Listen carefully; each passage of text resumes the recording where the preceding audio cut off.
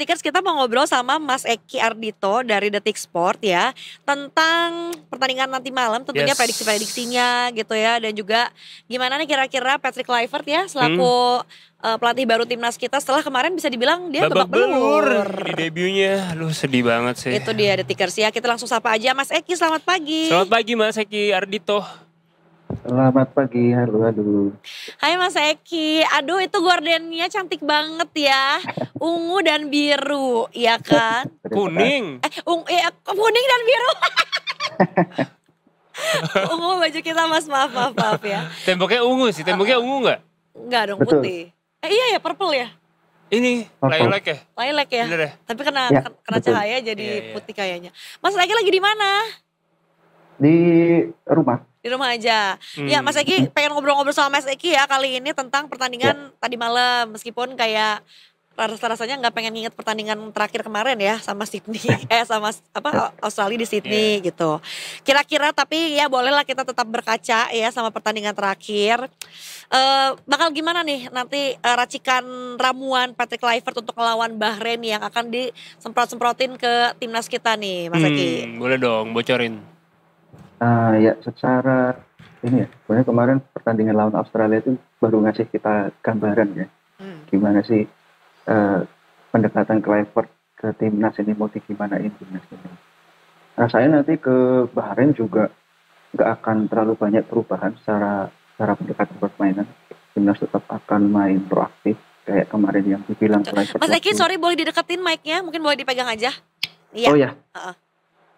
Secara pendekatan sih mungkin nggak akan berubah ya.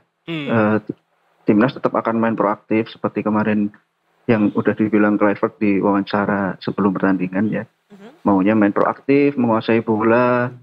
Kemungkinan secara pola formasi permainan juga nggak akan berubah dengan 3 back terus main dengan garis pertahanan tinggi. Cuman yang kita tunggu ini gimana perubahan-perubahannya, penyesuaian-penyesuaian taktiknya. Karena kemarin ada sejumlah catatan dari laga lawan Australia kan, lini tengahnya keteteran waktu ditekan balik sehingga sampai ada blunder juga dari Nathan Chuaon di gol kedua kalau nggak salah ya. Terus dalam hal set piece juga bola-bola mati kemarin kita corner juga kelabakan karena cuma bertahan dengan 8 orang ya. Ini kan pendekatannya beda dari Sintayong ya, zaman Sintayong waktu itu bertahan di set piece dengan 11 orang di kotak penalti gitu. Baik. Mas, ini ada kemungkinan Emil Audero bakal debut gak sih? Ya betul. Kemarin ngasih bocoran sih, dia kayaknya Emil Audero bakal main. Oh, oke. Ini pemain mana tadinya? Tadinya dia Atau lagi di mana? Itali. Di Italia. Oh, pernah di Inter Milan. Palermo, baiklah. Ini jadi salah satu pemain kita yang baru apa gimana? Baru Iya, dinaturalisasi. Baru disumpah. Oh, Iya. wow. Pasti ini postingan Bokapnya orang Indo. iya. Oh, dia langsung ya. Jadi bukan dari grandma-grandpanya ya, masih orang tuanya ya. Iya. Gokil ya. Tapi kalau misalnya kita melihat lagi nih Mas Eki tentang pertandingan antara Indonesia terutama sama Bahrain yang kemarin ya, yang kita merasa dizolimi juga. Tapi jadi pelajaran besar, kita harus fokus katanya sampai benar-benar peluit terakhir gitu ya. Apakah ada possibility juga kita menang? Dan juga kalau tadi di awal kita udah sempat baca ini track recordnya Indonesia sama Bahrain tuh kayak apple to apple banget gitu ya. Jadi sebetulnya ada banget possibility, tapi apa sih kalau bisa dijembrengin gitu keunggulan dan kekurangan timnas Indonesia saat ini di bawah asuhan Patrick Kluivert untuk bersiap di laga nanti malam? Kemarin sih catatan positifnya itu yang bagus si ini ya, Ole Romaini itu kemarin main bagus ya di sisi kiri itu. Karena jelas mencetak gol juga ya. Pergerakannya tuh dia bagus, dia bisa membuka ruang buat pemain-pemain lainnya ya. Yang penting nanti itu sih pemanfaatan peluangnya. Kemarin kita di awal itu kan sebenarnya main cukup oke ya, 20 menitan pertama itu kan kita bikin Australia cukup kaget gitu. Ada dapat penalti, kemudian ada peluang juga dari JHS kemarin. Cuman gagal dimanfaatkan, kemudian Australia membangun momentum, jadi berbalik situasinya. Nah ini kemudian nanti yang lawan Bahrain juga harus dijadikan catatan. Kemudian Bahrain itu kemarin lawan Jepang itu main cukup solid. Jadi Jepang itu harus nunggu sampai menit ke 63 atau 66 gitu untuk cetak gol. Itu membuat Jepang kesulitan, itu kan bukan hal yang gampang ya, karena mereka punya kualitas teknik yang tinggi gitu. Jadi itu sih, nanti timnas kemungkinan akan dapat peluangnya nggak terlalu banyak, cuman itu pemanfaatannya yang utama, yang paling penting. Baik. Kalau line up starternya kira-kira siapa prediksinya Mas? Yang jelas absen nanti kan Michael Gers ya, karena cedera itu nanti kemungkinan akan diganti Rizky Ridho itu. Tapi sebagian besar sih pemainnya akan tetap sama, kayak si Itses di belakang, di tengah itu Tom Hai, Calvin Verdong dan Kevin Dix rasanya tidak tergantikan ya. Arhan berarti nggak main nih Mas? Arhan rasanya belum akan jadi pilihan utama kayaknya. Nanti di sisi kiri itu kemungkinan kalau Calvin Verdong didorong maju ke depan sih harapannya mungkin Justin Hubner atau Jordi Amat yang gantiin di posisi kiri terluar di 3 back. Baik. Kemudian di depan itu comeback Ragnar Uratmangun kan kemarin skors ya. Itu kemungkinan akan bisa jadi menggantikan Marcelino di depan. Jadi trio depan itu Rafael Strijk, Ragnar dan Ole Romeni gitu. Oke ya. Baik. Nah ini kan dari kita ya. Egy nggak di depan Mas?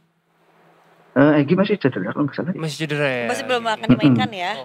Oke, Mas itu dari Indonesia tadi, tapi aku kepo nih karena di awal tadi tim kita ngasih tahu kalau kemarin Bahrain sempat latihan di GBK ditutup-tutupin pakai kain hitam. Iya.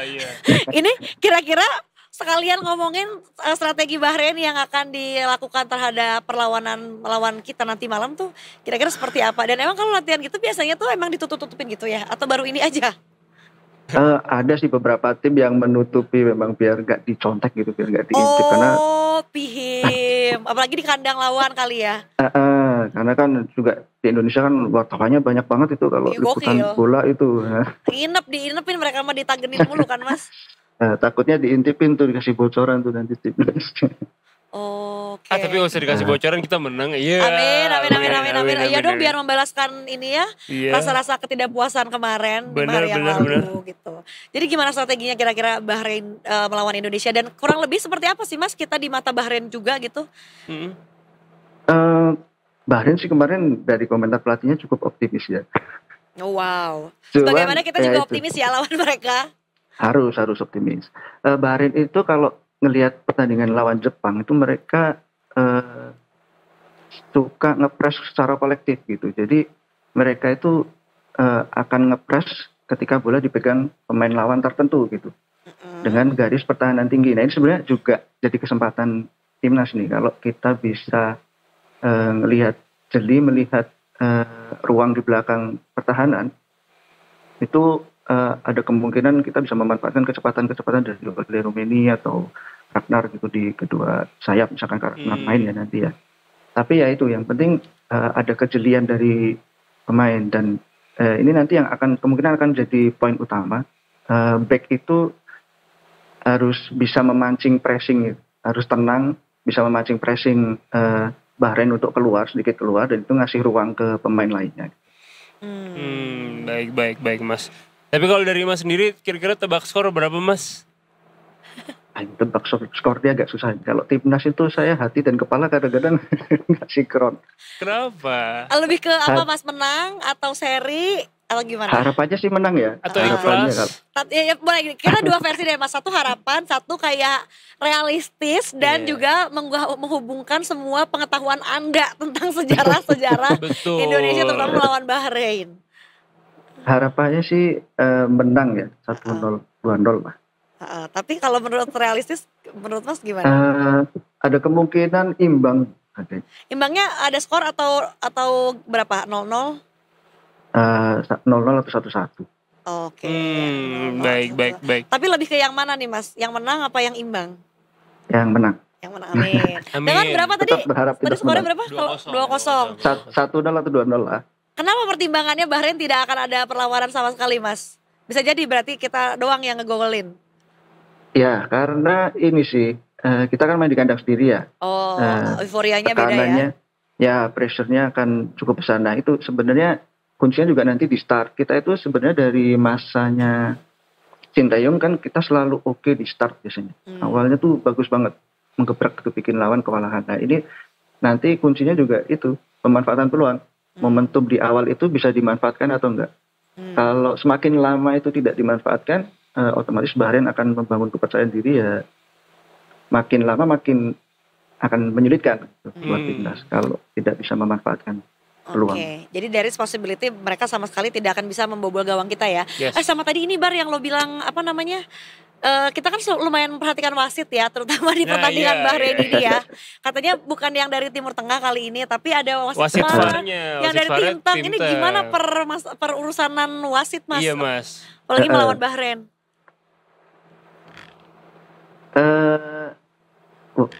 Wasitnya kalau nggak salah dari Tajikistan apa ya? Iya. Nanti ya harapannya sih nggak ada drama-drama kontroversi gitu ya, karena kalah kalau secara permainan itu kita masih oke lah, tapi kalau kayak di main-mainin itu gimana ya rasanya, jadi udah double gitu, apalagi puasa nih. Tapi kan udah buka Mas. Udah terawih lagi Mas. Dan lagi banyak amarah yang pengen disalurkan sebenarnya. Ini kuat-kuatan puasa dan kuat-kuatan terawihnya ya, sebagai Indonesia dan Bahrain, dua-dua negara mayoritas Muslim gitu. Oke. Kalau lu doa ini. Akbari berapa tebak skor? Gue malah 3-0 3-1 sih. Buat Indonesia. Kita menang. Mantap. Iya. Yang mana 3-1 apa 3-0? 3-0. 3-0 ya. Mas Randra nih tim kita juga di studio. Kalau gue 2-1. 2-1 untuk mengulang kesuksesan kita membungkam Bahrain di Piala Asia 2007. Waktu itu juga di GBK. Waktu itu Firman Utina sama Bambang Pamungkas yang gue BP 20. 2-1 buat kita 2-1. ya. Oke, berarti kita akan kembali ke 2007 ya, di mana kita akan mengulang kemenangan kita. Lu berapa Mas? Berapa Rian? Berapa? Sama kayak Randra 2-1 ya. Lu? Ibu Arfi. 3-1 untuk Bahrain. 3-1 untuk Bahrain ya. Oke. Gua 1-0 buat Indonesia. 1-0. Jadi 1 kita, Bahrain 0. Kita lihat ya. Ya. Arfi Bahrain menang. 3-1 untuk Bahrain. Oh iya, kemarin dia meleset, padahal udah yakin karena tebakannya sama Mas Lukas. Tapi ya kalau buat gue ya, ini kalau kita lawan Bahrain kalah, ini semua amarah netizen, semua amarah rakyat tuh akan berkumpul jadi satu. Iya. Bom.